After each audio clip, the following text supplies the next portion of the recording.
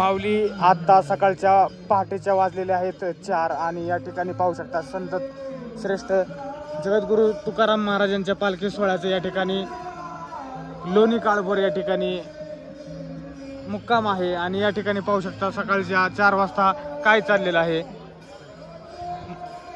आता आपण जगद्गुरु तुकाराम महाराजांच्या पालखीचं दर्शन घेण्यासाठी आतमध्ये जाणार आहोत, तर चला।